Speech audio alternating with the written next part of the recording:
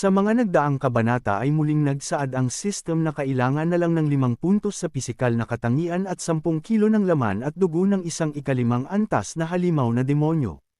Kapag natupad ito, mag-a-upgrade ang sistema at papasok ang host sa advanced strengthening stage ng cultivation ng kalamnan. Sa kabilang banda sa mistulang walang katapusang kagubatan, ay ipinapakita sa atin si Little Moon na nakatungo ang ulo, at waring naliligaw. Sa kanyang mapait na tinig, bamulong siya, pakiramdam ko'y wala akong lugar dito. Kahit saan ako tumingin, pare-pareho lang ang lahat. Saan ba talaga ako dapat pumunta? Bigla, isang kakaibang anyo ang lumitaw sa harapan niya, tila isang ilusyon ng kanyang ina. Sa gulat at takot, napasigaw si Little Moon at walang pag-aalinlangang sumuntok. Tumilapon ang nilalang at bumangga sa isang bato. Nang kanyang sipatin, laking gulat niya nang matuklasang isa itong tao, isang kasapi ng isang sekta. Napalunok siya at maingat na lumapit, isa siyang tao, mukhang humihinga pa siya, aniya, habang marahang sinusuri ang lalaki. Napansin niyang nakagapos ito sa sapot ng isang halimaw. Hindi nagdalawang isip si Little Moon, agad niyang sinimulan ang pagpapalaya. Napakaswerte mo at ako ang nakakita sa'yo. Ililigtas kita. Ngunit bago pa niya matapos ang ginagawa, isang halimaw na demonyong gagamba ang lumitaw mula sa anino, ang nagmamay-ari ng sapot. Agad nitong tinutok ang mga malalaking pangil nito kay Little Moon at sa sugatang lalaki. Wala nang ibang pagpipilian, binuhat ng batang babae ang lalaking kanyang sinagip at mabilis na tumakbo papalayo. Subalit hindi niya inaasahang hindi titigil ang gagamba sa paghabol sa kanila. Sa kabila ng panganib, isang nakakalokong ngiti ang gumuhit sa kanyang labi. Sa wakas, isang disenteng kalaban. Ngayon, ipapakita ko ang tunay kong lakas. Ngunit sa kanyang kayabangan ay napalitan ito ng sobrang takot, kaya naman agad siyang tumakbo. Wala nang oras para mag-isip, hawak-hawak pa rin niya ang sugatang lalaki, mabilis siyang tumakbo habang paulit-ulit na isinisigaw, mamamatay na ako. At sana ay may magligtas sa kanya. Samantala, ang lalaking kanyang bitbit, na hindi niya alam ay lalong napunta sa bingit ng kanyang kamatayan, at nasa kalagitnaan ng pagkawala ng malay at hindi makapaniwala kung paano siya nauwi sa ganitong sitwasyon. Nagpakawala ng sunod-sunod na atake ang gagambang halimaw. Agad na iniwasan ni Little Moon ang mga pag-atake ng gagambang halimaw, at hindi niya napansin na paulit-ulit ng tumatama sa mga bato ang katawan ng lalaki. Mukhang hindi siya namatay agad, pero ngayon, siguradong mamamatay na siya, bulong niya sa sarili. Napasigaw si Little Moon na kung saan sila maaring tumakas. Kasabay nito, isang kakaibang amoy ang lumaganap sa paligid. Napatigil saglit si Little Moon, at kanyang nasabi na pamilyar ang amoy na ito. Agad niyang sinundan ang pinagmumulan ng amoy. Sa kabilang banda, ang ating bida na patuloy na kumain ng isang pagkain mula sa Mirror Python, isang karne na nagpapalakas sa sinumang kumain nito. Mabilis niyang isinubo ito at kanyang sinabi na ang protina ay isang magandang paraan upang makabawi ng lakas. Pagkatapos niyang kumain pinigan niya ang kanyang kamao at kanyang sinabi, na matapos niyang kumain ng ikalawang antas na Demon King, ang sistema ay hindi nagkaroon ng reaksyon. Napaisip siya na tila kapag mas mataas ang pisikal na katangian, mas hinihingi nito ang mga kondisyon para sa pagpapabuti. Ngunit, bigla siyang napatigil sa kanyang pag-iisip nang bigla niyang marinig ang isang malakas na pagsigaw ng tulong ni Little Moon. Agad niya itong tinignan upang makumpirma ang nangyayari sa kanyang likuran, nang makita niya ito ay nanlaki ang kanyang mata. Pasigaw na sinabi ni Little Moon na ang bastardong halimaw na ito ay patuloy siyang hinahabol. Ngunit, sandali siyang napalingon nang biglang makalapit na ang gagambang halimaw sa kanya. Sa kabutihang palad ay agad na sinuntok ito ni Zhong Shishan, at sa lakas ng suntok ng ating bida ay agad na humiwalay ang ulo ng gagambang halimaw. Nang makita ito ni Little Moon ay kanya itong ikinagulat at kanyang nasabi, na ang ikalimang antas na Demon King ay napatay lamang sa isang suntok. Habang nasa gitna siya ng pag-iisip ay tinanong siya ni Zhong Shishan na kung sino ang lalaking dala nito. Agad naman na sumagot si Little Moon at kanyang sinabi na iniligtas niya ito sa daan. Napansin naman ni Zhong Shishan na mukhang pamilyar sa kanya ang kasuotan nito. Kaya naman agad siyang umupo upang kumpirmahin ang kanyang hinala. Ngunit nang sandaling tignan niya ang mukha ng lalaki ay bakas dito ang hindi kaaya-ayang nangyari dito. Kaya naman agad niyang tinanong si Little Moon na kung anong nangyari sa mukha nito. Nahihiya namang sumagot si Little Moon, na dahil ito sa kagagawan ng gagambang halimaw.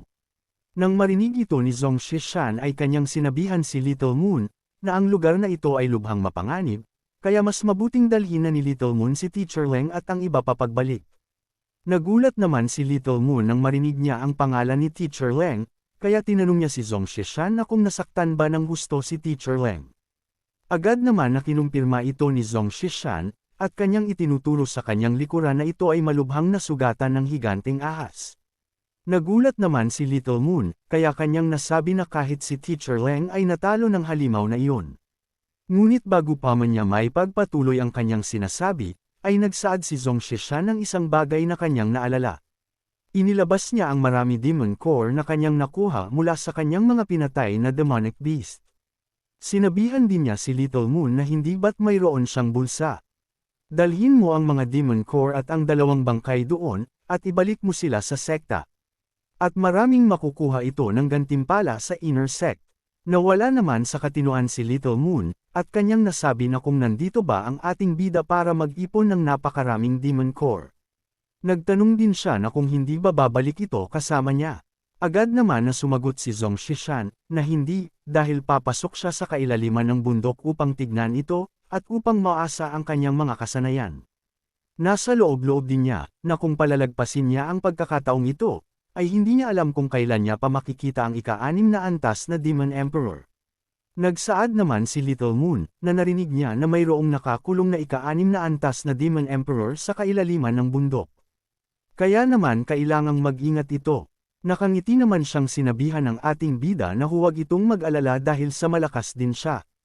Inilipat ang eksena sa gitna ng bundok na kung saan makikita sa hindi kalayuan ang lumalabas na pulang itim na aura. Dito ay ipinapakita ang isang phoenix na nilalabanan ng isang lalaking cultivator. Gamit ang kanyang kakayahan na kontrolan ang ugat, ay ginamit niya itong sandata upang atakihin ang kanyang kalaban. Sa kanyang ginawa ay matagumpay naman niyang tinamaan ang 6 phoenix. Tumilapon ito ng malayo at dahan-dahan na naglaho. Namangha ang Black Phoenix at kanyang sinabi na hindi na masama ang ginawa nito, dahil sa nagawa nitong matalo ang kanyang shadow puppets. Gayunpaman isa pa din itong walang kwenta. Sinabi niya na ito dati pa, na hindi siya ang Demon Emperor na hinahanap nito. At huwag nitong sayangin ang kanyang enerhiya. At halos 1 buwan na siya nitong ginugulo. Nagsaad ang matanda na bagamat hindi niya pa nakikita ang Demon Emperor, ang ninuno ay partikular na nagbili na ito ay isang gininto ang buhok na ganap na itim na demonyong hayop. Bigla namang naalala ni Black Phoenix ang Demon Emperor at nakumpirma niyang tama ang sinabi ng matanda. Ngunit gayunpaman ay hindi siya iyon. Muling nagsaad ang matanda na hindi ito makakapagtago mula sa kanya. Dahil ang Demon Silang Banner ay tumutugon sa aura niyo. Na kahit magpalit pa ito ng anyo ng katulad ng tao, ay wala itong silbi. Napahawak naman sa mukha ang Black Phoenix at sa isip-isip niya, na dahil ito sa kinuha niya ang katawan ng Demon Emperor. Kaya mayroon siyang aura nito. Matapos siya sa kanyang pag-iisip ay kanyang sinabihan ang matanda, na nagdadala ka lamang ng pagkawasak sa iyong sarili. Matapos niyang magsalita ay agad niyang pinakawalan ang kanyang atake na kung tawagin niya ay Divine Slaying Finger. Nabigla naman ang matandang cultivator dahil sa naramdaman niya ang isang atake, na direktang tinamaan ang kanyang kaluluwa. Ilang sandali pa ay bigla na lang siyang napasukan ng dugo habang dahan-dahan na bumabagsak. Dali-dali naman siyang sinalo ng kanyang alagad habang nag-alala ito sa nangyari sa kanyang master. Nagsaad naman ang matanda na ito ay isang spirit attack. Ang teknik na ito ay napakabihira sa buong Divine Continent. Kaya't bakit kaya magagamit ito ng isang demonyo? Nagmungkahi ang isa na ang kaluluwa ng kanilang master ay napinsala. Kaya kailangan na muna nilang umatras sa ngayon. Matapos magsalita ng isa ay agad na silang mabilis na umalis sa lugar bago pa man sila mapaslang ng Black Phoenix. Natahimik naman ang Black Phoenix ng sandali nang makita niya ang mabilis na pagtakas ng kanyang kalaban. Napaluhod din siya dahil sa matinding pinsala na kanyang natanggap dahil sa kanyang paggamit ng teknik na iyon. Nasabi pa nga niya na sa kasalukuyan niyang kalagayan, ang spirit attacks ay parang pagdudulot ng pinsala sa kaaway ng 1,000 beses habang sinasaktan din niya ang kanyang sarili ng 800 beses. Ang pagkonsumo ng soul power ay napakalaki. Kaya kailangan niyang magpahinga muna ng sandali, at pagkatapos ay muli siyang aatake sa Yulin Immortal Sect. Samantala sa kabilang banda ay mabilis na tumatakas ang tatlo gamit ang kanilang pambihirang bilis. Bigla namang nadaanan nila ang ating bida na tahimik na naglalakad. Napansin ito ni Zhong Shishan, habang ang isang alagad ay napalingon sa kanya.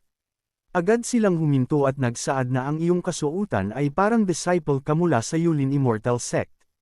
Nagtanong din ang isa na kung paano nakarating ito sa ganito kalalim. Dahil sa hindi kilalang ng ating bida ang mga ito ay hindi niya ito sinagot. Bagkus ay kanya din itong tinanong na kung sino din ang mga ito. Agad naman na sumagot ang lalaki, na mula sila sa Mountain Guardian Clan, at sila ang nagbigay sa iyo ng gawaing ito sa sekta.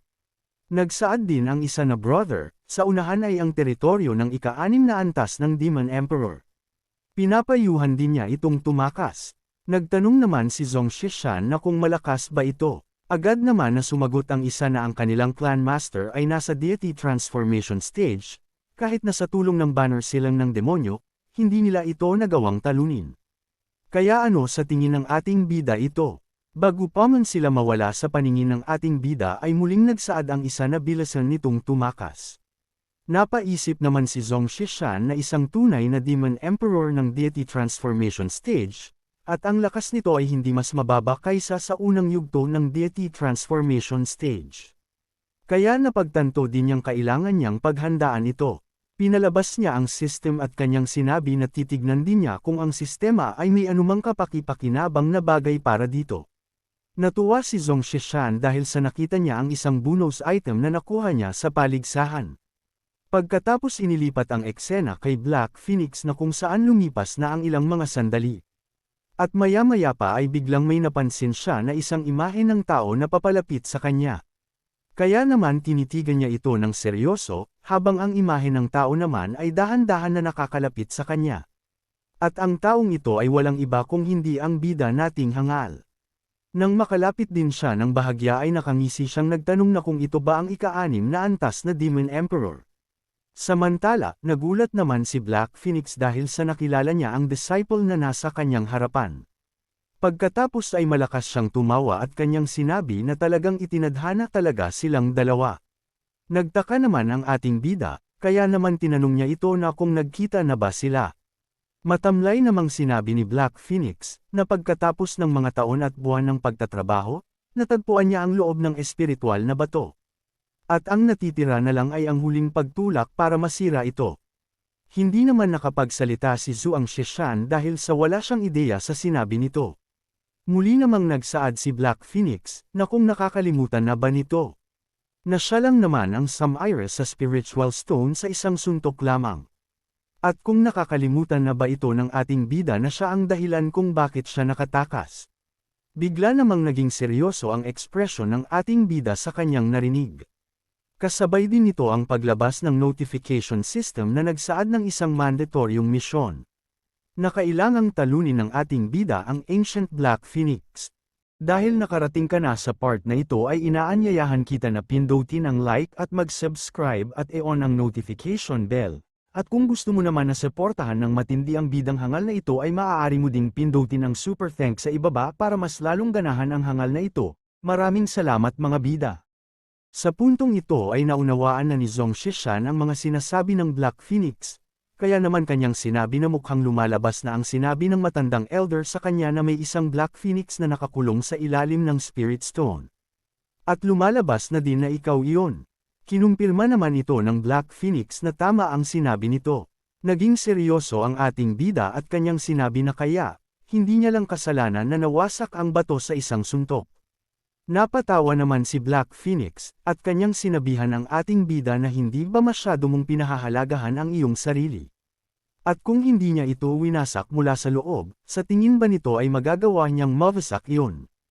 Nabigla naman siya nang biglang sumulpot si Zhong Shishan sa kanyang harapan na naghanda ang isang kamao. Galit na nagsaad ang ating bida na dahil dito ay nakatanggap siya ng napakaraming problema. Ngunit ang ginawang suntok ng ating bida ay bahagya lamang nitong napagalaw ang ulo ng Black Phoenix. Sinabihan din siya ni Black Phoenix na kung kinikilati ba siya ng ating bida. Nagulat naman si Zhong Shishan nang makita niyang hindi man lang gumana ang malakas niyang suntok. Ngunit habang nasa ilalim siya ng pagkagulat ay malakas siyang inatake ni Black Phoenix gamit lamang ang daliri nito. Sa lakas nito ay tumilapon ng malayo ang ating bida. Muli ding nagsaad ang Black Phoenix na kung hindi din dahil sa mga kumag sa bundok, ay nagawa niya na sanang mawasak ang Yunlin Immortal Sect. Agad naman na tumayo ang ating bida habang nakapiga ang kanyang mga kamao. Dagdag pa ni Black Phoenix, ngunit dumating ka ng tamang oras. Bilang unang disipulo ng Yunlin Immortal Sect na nakita niya, agad din siyang sumugod at kanyang sinabi na hayaan siya nitong pahirapan siya hanggang kamatayan. Sa bilis ng Black Phoenix ay hindi na nakagawa ng aksyon ang ating bida at nahawakan siya nito sa ulo. Pagkatapos, ay malakas siyang inihampas sa sahig na nagdulot ng pagkasira ng lupa. Agad naman na binawi ng ating bida ang kanyang pagkakataon. At mabilis na ginamit ang kanyang pamamaraan na kung tawagin niya ay high leg kick. Nabahagyan napaangat ang ulo ng Black Phoenix. At dahil sa hindi din ito sapat ay sarkastiko siyang binigyan ng ngiti. Nanlaki naman ang mata ng ating bida nang makita niya ito na hindi man lang napinsala sa kanyang pamamaraan. Kaya naman muli siyang nagpakawala ng kasunod niyang pamamaraan, na kung tawagin niya ay countless dumbbell forward press. At sa bawat bitaw niya ng kanyang suntok ay dala nito ang mabigat na puwersa. Ngunit walang kahirap-hirap lang itong nahuli ng Black Phoenix, na nagmistulang walang muwang ang ating bida. Sinabihan din siya ng Black Phoenix na katulad lamang ito ng mga kumag sa bundok, na hindi alam ang tunay niyang lakas. Matapos din niyang magsalita ay nagbitaw itong ng mabigat na atake sa kanyang dibdib. Sa lakas din nito ay ramdam ito ng ating bida na halos lumuwa ang kanyang mata. Tumilapon din siya ng malayo dahil labis na lakas nito na hindi niya magawang pantayan. Muli ding nagsaad ang Black Phoenix na mayroon siyang proteksyon na harang. At kung akala din ba ng ating bida ay tinamaan siya nito. Pero ang totoo, tinamaan mo lang ang proteksyon kong harang. At ni hindi mo man lang ito mabutas gamit ang iyong mga atake. Nagulat naman si Zhong Shishan sa sinabing protective layer ng Black Phoenix. Sinabihan din niya si Zhong Shishan na ang iyong pisikal na katawan ay mahusay na napalakas, kaya mukhang hindi gaanong nakaapekto sa iyo ang ilang mga atake niya. Naiisip din niya na kung gaano siya kayang aliwin ng ating bida. Pagkatapos niyang magsalita ay agad na siyang sumugod patungo sa ating bida. Nagpakawala din siya ng isang malakas na suntok na hindi naman naiwasan ni Zhong Shishan. Ngunit bago pa man siya bumagsak sa lupa ay muling nagpakawala ng sunod-sunod na atake ang Black Phoenix. Ngunit habang ginagawa ito ni Black Phoenix ay bahagyan na siyang nakakaramdam ng kakaiba. Sa huli niyang malakas na atake ay nagawa niyang paliparin ang ating bida sa ere. Pagkatapos ay agad niyang ginamit ang kanyang abilidad na kung tawagin niya ay Thunder Falls. Sa mga puntong ito bago pa man bumagsak ang ating bida sa lupa ay bumagsak na sa kanya ang makapal na Thunder Falls. Matapos ang malakas na atake ay bumagsak ang ating bida sa lupa na umuusok. Ngunit na si Black Phoenix dahil sa naramdaman niyang humihinga pa din ang ating bida. Kaya nasabi na lang niya na parang ang kanyang atake ay hindi kayang pumatay dito. Samantala, agad naman na tumayo ang ating bida habang ramdam nito ang matinding sakit sa kanyang katawan. Nasa loob-loob pa nga niya na ito ang unang pagkakataon na nakaramdam siya ng sobrang sakit sa pakikipaglaban. Inilabas naman ng Black Phoenix ang kanyang maitim na aura, at ginamit niya itong pang-atake sa ating bida habang kanya itong minumura dahil sa tibay ng katawan nito. Nang sandali namang tumama ang atake ni Black Phoenix sa ating bida ay hindi niya na ito naiwasan pa. Napasukan din siya ng dugo dahil sa labis na lakas nito. Napaluhod din siya nito dahil sa labis na pinsala nito sa kanyang katawan. Kanya ding nasabi na hindi niya ito kaya. Napakalaki ng agwat ng lakas nilang dalawa. At kung magpapatuloy pa ito, natatakot siyang hindi nakayanin ito ng kanyang katawan. At ang malala pa, hindi tumatalab sa kanya ang mga suntok niya. Ngunit may naisip siyang paraan, agad niyang tinawag ang kanyang system at kanyang sinabihan ito na ang kanyang host ay nasa delikado ng sitwasyon. At kung hindi ba siya tutulungan nito? Ngunit lumabas lamang ang system at nagsaad ito na isa itong mandatoryong misyon, na dapat magawang talunin ng ating bida ang Ancient Black Phoenix. Muli namang nagpakawala ang Black Phoenix ng kanyang atake na kung tawagin niya ay 3,000 Black Lightning Flashes. Agad na hinarang ng ating bida ang kanyang braso ngunit dahil sa lakas nito ay wala pa ding silbi ang kanyang ginawa. Kaya naman muli siyang napaluhod sa lupa habang naiinis sa nangyayari. Galit din niyang sinabihan ang system na ikaw nga talaga ang pinakawalang kwentang sistema kailanman. Sa sinabi ng ating bida ay nagalit na ang system at binalaan niya ang ating bida, na bawal ang paninirang puri sa sistema. Kung hindi, haharapin mo ang matinding parusa. Habang si Black Phoenix naman ay naiinis na din na kung bakit hindi pa din namamatay si Zhong Zishan. Muli namang nabigla ang ating bida sa tindi ng atake na muling tumama sa kanyang dibdib. Kaya, muli na naman siyang napaluhod sa lupa habang ramdam ang matinding pinsala. Muli din niyang sinabihan ang kanyang system na ang ibang sistema ay tumutulong sa kanilang mga host sa oras ng panganib, ginagawang ligtas ang isang mapanganib na sitwasyon. Pasiga din niyang idinagdag na hindi pa siya nakakita ng isang sistema na kasing walang silbi nito. Sa mga sinabi ng ating bida ay napuno na ng galit ang system, kaya naman nagpakawala na ito ng kanyang malakas na boltahe upang parusahan ang ating bida. Nang makita naman ito ng ating bida ay kanyang sinabi na ito na ang pagkakataon niya. Agad na ginamit niyang ang kanyang pamamaraan na sobrang bilis. Habang ang boltahe ng system ay nakasunod sa kanya. Nagulat naman si Black Phoenix nang bigla siyang yakapin ng ating bida. Ngunit sa isang segundo ay tumama na ang boltahe ng system. Kaya imbis na ang ating bida ang tamaan ng atake ng sistema ay nadamay siya, at sa lakas din ito ay napasigaw si Black Phoenix ng malakas.